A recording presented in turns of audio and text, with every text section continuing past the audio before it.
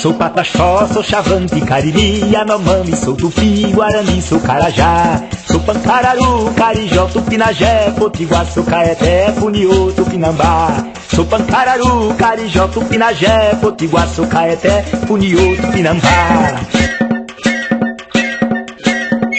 O presidente Fernando Terras Henrique, invadidas por mais de 3 mil poceiros. Já pediu abertura de um inquérito policial. Tribo dos Cricatis ameaça. São de terras indígenas. Garimpeiros da reserva dos índios Caiapó. O lado guerreiro deste povo. Convocou o exército para uma missão na região do conflito. Nós sabemos que a TV é uma importante formadora de opinião pública em todo o Brasil. Nos últimos 20 anos, o que as pessoas mais assistiram sobre os índios foram reportagens de conflitos sobre terra. Eu gosto de assistir muito jornal. De vez em quando você vê, o índio é expulso de terra, é morto, morreu não sei quanto tribo de índio por causa de terreno. E o senhor acha que o índio tem muita terra ou pouca terra? Ele tem demais, tem terra demais até. Tem muita terra. Não, eles têm bastante terra. Eu acho que eles têm muita terra, eles não sabem trabalhar com a terra, né? Eles têm muita terra. Eu acho muita terra, porque sabe quantos milhões de quilômetros quadrados não tem só para o índio, né? O que é que o índio vai fazer com tanta terra, né? A rocinha do índio é pequena, então foi de exagero que eles fizeram, com muita terra aqui para os índios. É pouco ainda para nós, nesse momento pode ser muito, mas é pouco porque nós estamos com um território limitado, né, onde a gente conta só com o que tem aqui, tanto de criança que tem aí. Nós não temos terra aqui suficiente. Será que é só os brancos que vão lutar por nós? Os brancos não querem, os brancos quando fala de índio, ele não quer saber de índio. Ele quer saber o lado dele, então é necessário que alguém aqui está lá fora lutando. Fala, não, nós precisamos de terra, nós temos esse direito. Esse questionamento de que é muita terra, né, para os índios, bom, eu acho que não é, porque nós índios, a gente anda muito. A gente vê que a área é intensa, a gente não temos assim mercado, nós não temos lojas, né? A gente depende de ir no mato mesmo para encontrar uma caça, para pescar, ou acho que até para se sentir melhor também. Se nós parar essa parte política mesmo da terra, de segurar os nossos direitos, isso aqui, acho que numa semana, se a gente dizer assim, pessoal, pode entrar aqui, agora é de vocês, o pessoal acaba isso aqui tudo. Você conhece alguma história da criação do mundo? Para a maioria das nossas tribos, cada um dos lugares onde estão os nossos territórios tiveram origem na criação do mundo. Você vai conhecer agora como que os índios do Alto Rio Negro, lá na Amazônia, e os Axaninca, no Acre, fronteira com o Peru, elegeram seus territórios apoiados na memória cultural do seu povo.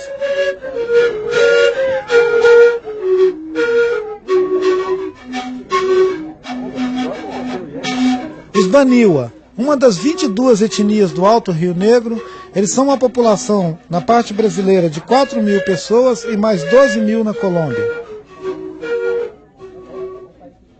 Se falar da nossa história mesmo, nós estamos aqui desde que o mundo foi criado, né? Agora, falando cientificamente pelos estudos que foi feito aí, dizem que a gente existe aqui mais de 2.000 anos, né? Só que para nós, por exemplo, tem história, que nós nascemos aqui, tem o local onde nascemos, tem parte sagrada que dizem que lá tem um formato mesmo de vagina, porque qualquer ser humano hoje nasce de uma vagina de qualquer mulher, e lá nós temos esse sinal, né, que é sagrado, muito respeitado por nós. Então, para nós, isso comprova que nós fomos, quando foi criado o mundo, já nascemos naquele lugar. Para os brancos, para o governo, isso não era suficiente. Tinha que ter alguém branco também provando que é nossa terra. Aí teve que vir os antropólogos para estudar, para escrever, historiador, ver, retratar e fazer uma tese em cima disso, um estudo, e provar para o governo que realmente a gente estava falando em cima de que é nosso mesmo. Para os velhos, eles estavam na terra deles, né? Então se sentia tranquilo ali na terra. Eles nunca pensou que precisava ter demarcação. Quando veio a palavra demarcação, ele tinha que ter argumento por que demarcar essa terra. Por que vai demarcar a terra se já é minha? Né? Por que isso? E então, a partir desse ponto que a liderança, os velhos começaram a entender que precisava ter papel, para os brancos só funciona o papel, assim, registro, demarcação, e pronto, aí hoje a gente já se sente mais vontade. Aqui em São Gabriel, na cidade, quando comecei a entender as coisas, as pessoas falavam bem baixinho a sua língua, né? Hoje não, a gente se sente, com essa demarcação, a gente se sente mais à vontade, porque a gente conseguiu entender, falar para os velhos, falar para a sociedade indígena aqui no Rio Negro, de que essa terra é nossa.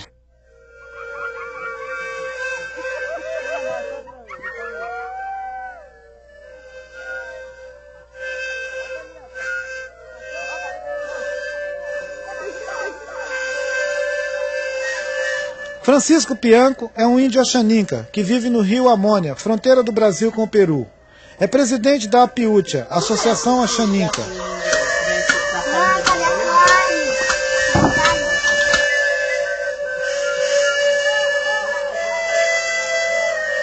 O povo Axaninca sempre queria ter um lugar tranquilo para ficar, né? Ele nunca pensava assim em deixar o seu lugar para ir para outro canto. Na época que as pessoas se mudavam muito de um rio para o outro, era mais para buscar um lugar certo para que ninguém viesse incomodar. Porque senão a gente não ia estar sempre no quintal dos outros. Todo canto que a gente chegava era mandado para outro canto. Na época que não tinha seringa, que não tinha o seringueiro para cortar a seringa, né, que não era ocupado esses seringais, a gente estava ali e nem conhecia essa espécie. Então foi nesse momento que a gente começou a tentar descobrir aonde não tinha a seringa, sim, que era para a gente se instalar, sair de sabe? perto, para sair de perto desse pessoal. E o que acontecia? Quando a gente procurava um canto, às vezes ficava 1 ano ali, 2 anos, aí chegava mais uma pessoa para abrir uma colocação de seringa. Aí a gente era obrigado a se mudar para outro canto. Então isso aconteceu num período muito longo, né? Aí a gente não tinha mais para onde correr. Se ia para o lado do Peru, também tinha a exploração. Se você ia para o Juruá, tinha também a exploração. Então o que a gente fez? Foi ter que ficar num canto mesmo, se desviando dessas coisas, e tentar sobreviver ali, naquele meio. Quando a gente começou a se organizar, foi preciso um grupo de Axaninca tomar frente disso e começar a trabalhar mesmo para fazer as coisas acontecer. O que a gente fez? Foi impedir a entrada dos patrões aqui dentro e mostrar para ele que a gente ia sobreviver. E sobrevivemos, sabe? Com muito mais facilidade, com mais tranquilidade. E nessa saída dos patrões, a gente começou nós ficamos mais fortes porque a gente teve a oportunidade de reunir todo mundo. Ó, pessoal, junto, vamos fazer uma aldeia mesmo. 90% dos Axaninca não acreditavam que a gente ia ter direito a essa terra. 10% estava assim em dúvidas, com esperança, se a gente vai partir mesmo para defender os nossos direitos ou se temos que ficar mesmo alimentando os patrões aqui dentro, que eles são a única esperança nossa. Aí quando nós foi criada a reserva, o pessoal começaram a voltar e começaram a reabrir o canto onde eles tinham morado, dizer aqui eu morei, meu pai disse aqui foi onde eu nasci, que meu pai fez um roçado, nós morava aqui. Para mim é o meu mundo mesmo, não tem outro mundo melhor do que esse, não tem outro mundo que tenha mais facilidade que esse. Eu tô aqui hoje, amanhã eu tô lá na cabeceira do Igarapé, amanhã eu tô no outro canto. Para mim, essa liberdade é o que toda Axaninca, acho que todo povo indígena, qualquer povo precisa ter. Nós vimos 2 povos na Amazônia com seus territórios de origem. Nem todos os povos tiveram a oportunidade de continuar vivendo nos seus territórios de origem porque eles foram cercados por todos os lados, que é o caso dos Kaiowá, lá em Panambizinho, no Mato Grosso do Sul, que estão no seu território memorial, mas cercados de fazendas por todos os lados. Suas terras foram loteadas. Essa briga entre os índios e os colonos é antiga. 1.180 hectares próximos à aldeia dos Kaiowás são terras da reforma agrária do governo de Getúlio Vargas. Os índios ficaram com apenas 60 hectares da reserva. O governo estuda a possibilidade de transferir os colonos. A música e a dança típicas saúdam os visitantes de Brasília. O ministro da Justiça, o procurador-geral da República, o presidente da FUNAI e os deputados da Comissão de Direitos Humanos e Minorias da Câmara Federal, que não vieram para prometer nada, também não foram embora sem dar a palavra do governo federal, de que as terras vão ser demarcadas. Não se sabe quando. Essa demarcação já era para ter feito há muito tempo. Era 95, foi depois. Porque o dia 11 de dezembro, né, o ministro da Justiça, Nelson Jobim, veio aqui, deu essa portaria a nós, né, desapropriando 1.180 hectares de terra aos Kaiowás daqui. Daí, a partir daí surgiu o conflito, né, com os colonos, né, com os colonizadores, né, porque essa terra foi feita em reforma agrária pelo Getúlio Vargas, trazendo esses colonos de outras regiões para cá. Se fosse olhar pela a época de Entrema aqui, que era habitado pelos índios, aí tá certo, mas não tem nada que justifique que seja a área dos índios isso aqui. Eles vieram aqui e disseram, aqui não mora nenhum índio, vamos demarcar isso aqui para os colonos, para a reforma agrária. Foi a primeira, uma das primeiras reformas agrárias que aconteceu no Brasil, foi aqui. Então eles vieram demarcar e cortando, foi cortando. E aí, onde tivesse índio, eles expulsando já, expulsou na força. Expulsou na força, então não quer saber se ele era originário ali ou não, foi expulsou na força. Se há erro do governo, é nessa ponta que não reservou a área dos índios e cortou tudo em loteação e entregou para os brancos. E agora eu acho que não tem como se voltar atrás e tomar essa área. Por que o governo não vai colocar eles numa área? Deve o Estado ter alguma área aí que pode colocar os índios? Agora desapropriar nós. Você imagina se tem cabimento? Eles querem que a gente saia daqui e vá para a Amazônia. É essa a intenção deles. E a gente não quer isso, porque a terra nossa foi aqui, né? Os nossos avós morreram aqui, nosso bisavô morreu aqui, então, tudo nosso parente foi enterrado aqui. Nossos avós não morreram em Amazônia, nossos avós não morreram em outras aldeias, né? O governo, eu acho, em pensamento meu e de toda a região nossa da Grande Dourados, onde já se viu os índios tomar posse de umas áreas que nem essa daqui, ó. Não existe isso. O índio tem que levar e tem que fumar.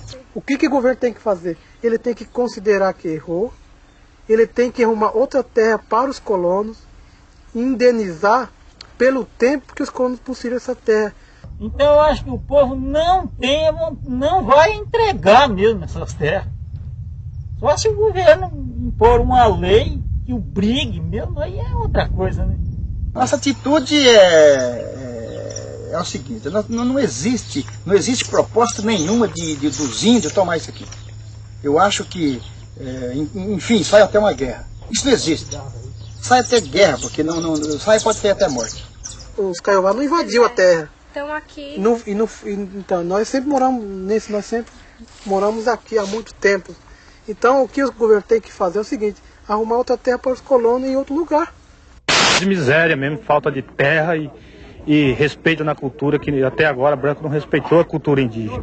Até parece que nós que invadimos essa terra aqui. Ao senhor, excelentíssimo ministro, doutor Nelson Jobim, resolve o nosso problema. Se depender do governo, não acontece, né? É preciso que a gente pressione, né? Porque o governo é pressionado pelos políticos grandes, pelo latifundiário, pelos fazendeiros, pelos banqueiros. Porque os brancos eles só têm ganância, né? Só tem ganância. O valor da indenização foi calculado em R$1,5 milhão de reais, mas o conflito, que já dura 50 anos, parece estar longe do fim.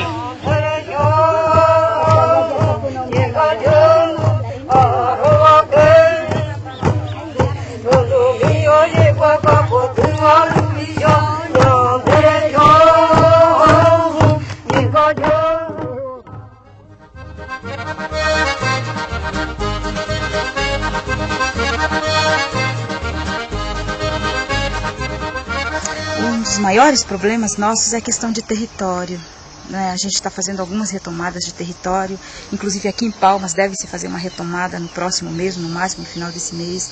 No Rio Grande do Sul a gente está tendo várias retomadas em função de decretos governamentais que reduziram os nossos territórios. Então, as questões mais sérias são a questão dos nossos territórios, que são territórios minúsculos. Enquanto a população cresce, nossa terra está cada vez menor.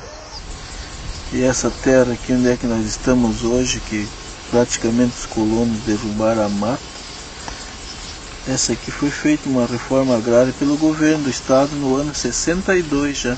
Tinha 8.000 famílias de colonos em 78, nos 14.000 onde é que está os índios hoje. Até o ano 78 os caigangues de Nonoai ficaram praticamente sem nada, sem o direito na terra. Aconteceu para mim com 20 e poucos anos aí de tirar um cabo de arado num pedaço de mato e o colono correr comigo de lá. A terra parece que nem minha não era. Isso aconteceu para vários índios. Ia tirar um pinhão lá, trepar num pinheiro para tirar um pinhão para os filhos, o colono ia lá, esperava o índio derrubar todas as pinhas do pinheiro e depois corria com o índio de lá a custa de facão. Aí se inverteram os papéis, os índios foram trabalhar de boia fria com os colonos, que essa questão de território, ela, na verdade, desestruturou o coletivo dos caingangue como um todo. Aí os caingangue vão trabalhar de boia fria e começam a planejar as retomadas. No dia 3 de março de 78, depois de várias reuniões, cheguemos àquele ponto ali, dia 3 de março de noite, começar o movimento em tentar expulsar os colonos, mas era 8.000 colonos que tinham. E começamos a ir nas casas dos colonos, a mandar sair, dava 24 horas de prazo para os colonos sair. E tinha umas famílias ainda em mês de outubro, do mesmo ano, que não queriam sair. Daí os índios fizeram mais um movimento no dia 16 de outubro do mesmo ano, 78. Que foi a segunda retomada. A segunda, daí naquela semana ali, saiu os últimos que tinha, daí foram tudo para a beira das estradas, aí limpou-se os 14.000. Aí no ano, foi em 14 de fevereiro de 92, nós resolvemos de retomar o parque e entramos ali em 600 índios ali. Já chegamos na primeira casa dos guardas, que era aqui na beira desse rio aqui, e pedimos: vamos entrar e você se apronta que tu vai ter que ir embora. Na mesma noite ele carregou a mudança, os índios foram lá e botaram fogo na casa. E era guarda do estado do Rio Grande do Sul, vivia armado até os dentes no mato, eram 14 guardas. Aí foram indo nas casas deles, mandando embora, e os índios corremos todo o risco com a justiça, policiamento brigando com os índios, tentando, o próprio governo do estado entrando com reintegração de posse, pedindo o despejo dos índios. Daí foi julgado a favor dos índios. Hoje estão demarcando. Já pensou se nós não tivéssemos brigado aí em 78 para a retomada desses 14.000 e depois pensar em retomar os restantes? Não sei onde é que a nação indígena se encontraria hoje. Quando nós soubermos onde é que tem um pedaço ali que foi uma terra indígena, nós não vamos deixar de retomar, porque é um direito, a própria Constituição está rezando isso aí.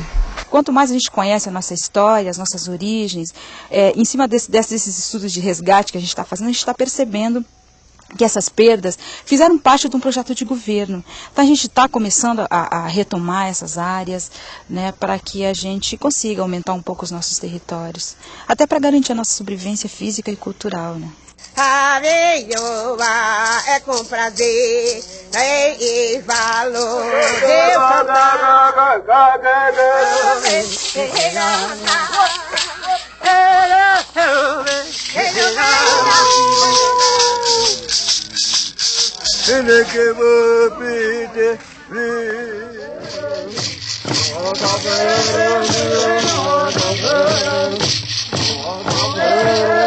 Vamos